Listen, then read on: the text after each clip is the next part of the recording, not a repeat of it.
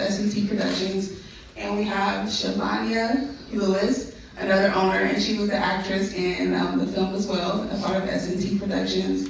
And Tanzania Black, the owner, one of the owners of S&T Productions, and also the director of the film as well. So thank you all for coming and for sharing your work, and let's jump right in.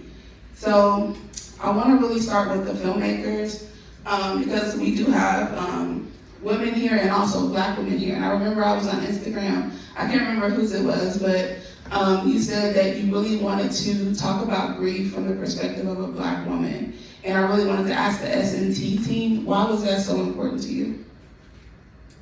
Well, one of the reasons is sometimes I think for us, our grief shows up as anger. And it's seen as a negative sometimes, and we're not typically asked, like, why are you coming off angry? And so I feel like through this film, you're able to explore her anger, or even just kind of maybe why she had an attitude. And so I feel like it gives people an opportunity to see a Black woman in a different way, in a different light. Anyone else want to answer? Good, okay. All right, so Valerie, I kind of know a little bit of your story. We've never really met in person, but we met virtually through when I was still living in St. Louis. And I know that you actually lost your husband as well. So I kind of want to talk about just how do you help people and walk alongside people that are dealing with those difficult emotions and trying to process their grief. Okay, so can I go back a little bit? Yeah. Okay, so the year was 2011, 2012. I suddenly lost my only sibling, my brother. He passed away suddenly, unexpected. Then my mom, who's battling pancreatic cancer, she passed away that January of 2012.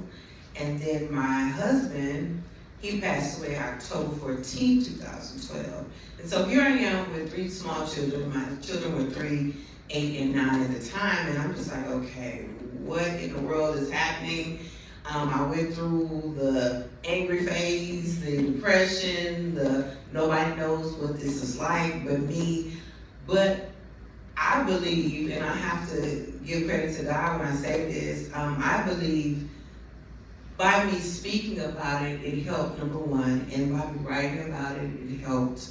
I started talking about it more, and once I started talking about it more, I realized that there were other people who were experiencing the same thing or similar, but in our communities, we don't talk about grief. And so because we don't talk about grief, you see people acting out, you see the anger, you see the other things that we do. We drink, we may have sex, we may do all these other things acting out because we do have grief and it's suppressed in our bodies. So for me, my challenge was, I don't know who to talk to, but I want to be that person for someone who is experiencing the same thing as I have. And so I started a group called Hearts in Harmony, where it's a group of widows where we get together to encourage each other. We started off having brunch every month, and then we started doing activities along with brunch, just to let the other person know that you're not alone, you're not by yourself. I didn't know who to talk to, but I realized after talking to my school counselor, she was just like, well, I experienced the same thing, and I'm looking at her like, why didn't you share that with me? I needed to know that I wasn't alone, but for whatever reason she didn't. But again, we don't talk about grief in our community, so that's where it started for me.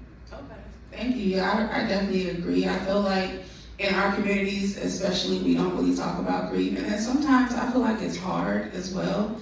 And then even being faith-based, like a faith element is in there. Some people they won't go to church. So it's like, how can you still help them and get the message about faith out there and present it in a different way? So I kind of want to ask the S&T team, why was it so important to include faith in your movie?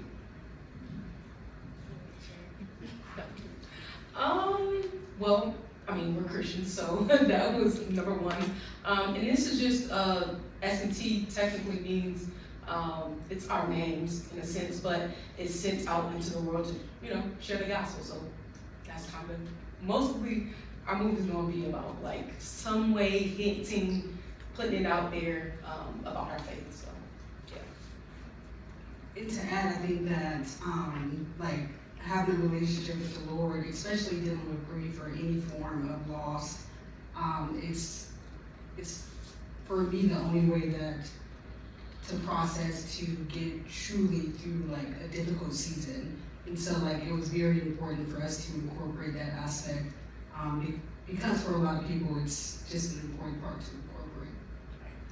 Okay, yeah, absolutely. And I think also with us being creatives, I feel like it's also an outlet for us. I know after I lost my sister, my oldest sister, one of the things I did, I created this festival where I gave back to the community. I immediately wanted to pour into something and pour into the community. So Valerie, I really wanted to ask you, because I know you're also an author, and I believe the children's book is at Micah's Eyes. Was that something that you just created as an outlet, or was it meant to be a resource? Can you tell us more about it? Through Micah's Eyes is a combination of both. It is an outlet. It was an outlet for me because at the time my youngest son was 3. And again, we don't talk about grief in our communities, and I didn't even really know how to explain to my young children what was happening. You know, it was one thing that their grandmother passed away. It was one thing that their uncle passed away. But for their dad to pass away, it was just like, wait a minute, how do we talk about that? So Through Micah's Eyes is a book that I was passionate about because I wanted other children, because when I kind of did my research and I looked around, I was like, okay, what other children's book is there? There weren't many children's books, and there weren't definitely not many children's books for children of color. And so for me, let the school counselors know about my children. I kind of wanted them to be aware of what had happened, and they were great. But when the counselor met with them, and I didn't do outside counsel, but when the school counselor met with them, she gave my son a book and had teddy bears, and it was cute and all. But my thing was, I wanted it to have like a real element to it. I wanted children to see the casket. I wanted them to see riding in the limousine. I wanted them to, because those were questions and thoughts and that he had questions about what's going on. Why are these people here? I remember, and I was telling him the other day, he's 18 now, going to college, and I was just telling him, I just thought about his face, and he was smiling at me. He didn't know what was going on. And so I wanted to create something to where parents that are experiencing this could kind of talk their children through this book, to kind of give them a little insight on what it's like, even though everybody's experience is different. But I just wanted to shed some more light on the subject. I love that, and it really is so needed. One of our community partners is Bo's Place, and they have such a great facility where they do like different groups and things for families. So it's so needed, because it's not just adults that are dealing with grief, the children have to process it as well. And I just want to ask one last question for everyone, and I'll start with S&T. If there is someone in this audience tonight that's carrying grief, what is one thing that you would say to them? I guess I would say to lean into God first. I think He is the one who can bring that comfort, but also to lean into your community. I like the aspect of your film, like, we don't really know if the friend ever got to the house or not, but the fact that there was someone for her to call, and someone who was aware of the situation, who would be willing to show up. And so just when you're experiencing those difficult moments, knowing that you have a support system, or you have a community who will show up and be whatever you need them to be in that moment, I think are imperative to make sure that you get through those difficult seasons. Mine definitely is leaning on family, friends, and just really, I think for both, being that, like you see it, both of us kind of like not alone, but we kind of was alone. So it's like you have to open up, you have to talk to someone, even if you don't have a community. It's things like that. It's people out here that have businesses and can be that confident, that can listen to you. So I think, just don't do it alone. I would say definitely not alone. And to add to that, I would definitely highlight community, having people around you to help you to process your emotions, and also God, incorporating that or whatever form, counseling, therapy, being sure to recognize like those things and incorporate those things if needed, especially if it's severe. So. And I would say, similar to what the ladies have already said, I noticed that there was isolation in the movie. And isolation is one of those things that will take you into depression or take you. So definitely being on community, knowing that support is there, knowing that you're not alone, knowing that for every loss that you have experienced, there's somebody out there that has experienced the same or similar. Even though all grief is different and the way we process it is different, but just know that you're not alone. Great, well, thank you all so much, I appreciate it. If you all just want to tell everybody where they can follow you on social media, and definitely follow S&T Productions, they have a lot of great things coming up. Yes, you can find us on Instagram and Facebook at S&T Productions. We're super excited for our next project. And it's really cool, I guess, to see if you listen to kind of still be living on like in our heads. Like, we're like, oh yeah, we did that already, that project's done. We're kind of on to the next thing. But the fact that we're still able to, stay in the conversation and keep talking about it and having impact is pretty cool. For me, I am on Instagram at Strong to Thee. That's the page that I have. I'm working on a Facebook. We have a Facebook page for Hearts in Harmony. So if you have anyone that is a widow that's seeking support, or just a group of ladies to kind of talk to and laugh with and have a good time, Hearts in Harmony is a Facebook group that we do have up and running. We're working on our Instagram page as well. Okay, great. So that concludes the panel, unless, is there anyone who has any questions for the filmmakers or for Valerie? Kyle? Now this is a real question. So like, instead of, a lot of people, when you're going through grief, they be like, I'm here for you. In you all's opinion, what does I'm here for you actually look like? Like that friend was knocking on that door, beating on that door, that's what it should be. Yeah, breaking down the door to get to her friend. Yeah, that's what my community does, so, yeah. I was just having a conversation with someone about this. A lot of times when you experience grief and loss, I know for me, people will say, let me know if you need anything. And they mean well when they say that, trust me, they do. But I'm not gonna let you know that I need anything. You know what I'm saying? I'm not gonna reach out to you. I'm going to go into my house, I'm gonna do my daily chores, and I'm gonna go to bed, and I'm gonna get back up and do the same thing again, knowing that there's a laundry list of things. So,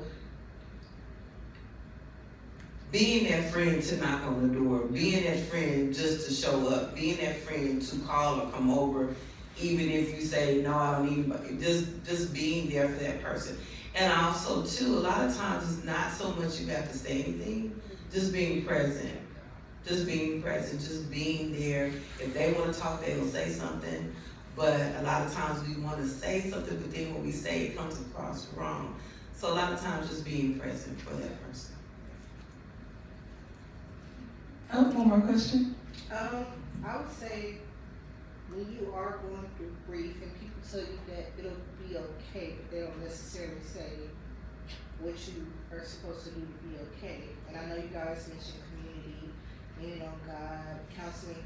Are there any other options for those who can vent, but that isn't necessarily enough, or like even just being around people in the community? Like, are there any other options to be okay when you are grieving? I know for me, finding support was big. Finding people who had experienced similar, because again, all grief is different. Just finding support, it is hard. It's hard to say because everybody's path and journey is different. Every situation is different. Every loss is different. So there's no cookie cutter way, if that makes sense. There's no cookie cutter way to handle grief and loss. But I do believe strongly in finding support. Your support may not look like what you think in your mind what it would look like.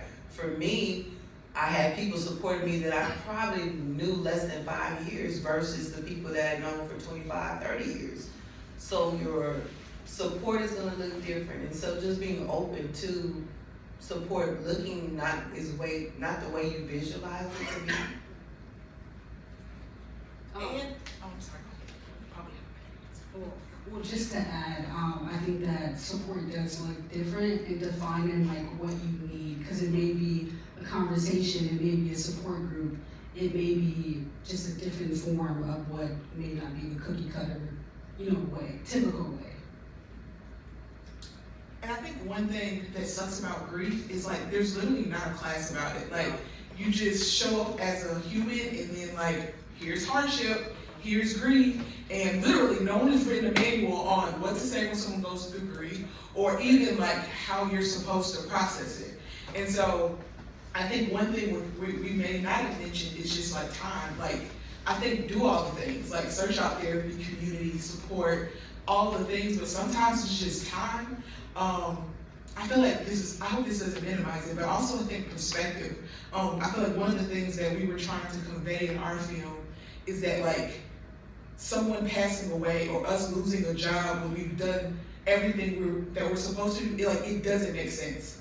And a lot of times like it's not fair, but I think the hope or the peace that you find in God is knowing that like this may absolutely suck and this may be the worst pain I've ever experienced, but I can trust in you knowing that you knew it was gonna happen and you knew what my response would be after it happened, but you still promised that you would keep me in it. And so I would say holding on to his word and holding on to the fact that he loves you, that he knew that when you were 12, you were gonna lose your mom, but he would send other mothers. He would send friends who would act as a mother, and so that you wouldn't be without. And even if you're experiencing life without, say, a mother, like, he's like, I'll be your mother too, if you let me. And so I think with time and just choosing to believe that like God loves you and he knew that you were gonna lose whatever that loss was, kind of like that perspective shift kind of helps you to keep going on as time, I wouldn't say heal, because grief, that pain kind of sits with you, but where you can find tomorrow and you can find joy in that day, if that helps. Yeah, absolutely. I think those are great answers. Yeah, absolutely. I was telling someone this about a month ago. When my husband passed away, my children were 3, 8, and 9. They are now 18, 22, and 23. And I said that to say, it does get better. Life will have its curves, its ups and downs, the bittersweet moments, seeing my children walk across the stage, husband and grandmother, uncle not there to witness it. But I also had to understand that I was allowed to see that happen. And I'm grateful to be able to say that I was able to see that happen. I cannot say that I did it on my own. I give credit to God because there were moments where I was just like, I can't do this. I didn't sign up for this package. This is not what I signed up for. I signed up to, be married and take care of children. I didn't sign up for all this grief and loss. But what God showed me through that is even though I've experienced that, I can still be an encouragement to somebody else. And so that is what I found, is that moving through grief, but you're also moving forward and you're finding purpose in it. From that, I was able to write books. From that, I was able to help others. From that, I was able to extend myself to be there for someone that experienced something similar. So I think we just, like she said, the time and being open and just being willing to, admit, I don't know what to do. So I told God, I was like, I don't know what to do. This is not, I didn't sign up for this. You're going to have to help me with this. And so for me, that has been, I give credit to God, I don't give credit to myself. People say, well, no, you've done it. No, it wasn't me. Because there were many days that I know I made some bad decisions and wrong turns, but God was able to pick me up and raise me up and help me to raise my children to be successful. Question: you help people through grief? Does encouraging others encourage you in your own grief experience? It does. It definitely does. It's just amazing how you can talk about what you've been through and you can see where that person is, where you were, and it's just like how far you've come. But it's a joy to be able to be there, just to be there for that person, because I didn't have that. So it is a blessing just to be present for that person, just to know that, just to help walk them through. Some people join, I have a list of people that I've invited that I know have lost their husbands, I've invited to the group, and for whatever reason they don't join, and we don't make a big deal about it. But we also say when they're ready, they'll come. And so just knowing that there's a resource out there, just knowing that there's a group, just knowing that you don't have to do it by yourself. And so that does it helps me a lot. It's very encouraging. Absolutely. Well, thank you so much. Was there any other questions? One more from Kyle. Well, it's not even more so of a question, but just an encouragement. Like, questions like that is exactly why we create Impact, right? Yes, we do films. I'm not creative like that, but you all are very creative. But the whole purpose of creating Deliver Us was to have this type of conversation. And we are Christians as well, and we love the Lord. You need to talk to somebody. This is why we do partnerships. This is why, the Harris Center Mental Health is here, because you actually do need to talk to someone. Praying is always in order, but you need to talk to someone. Yeah. So, just wanted to put that out there. Thank you. Okay, thank you. Yeah, I couldn't have said it any better. Like, this is so encouraging, and I'm so excited for everyone that came out. So can we just give it up for all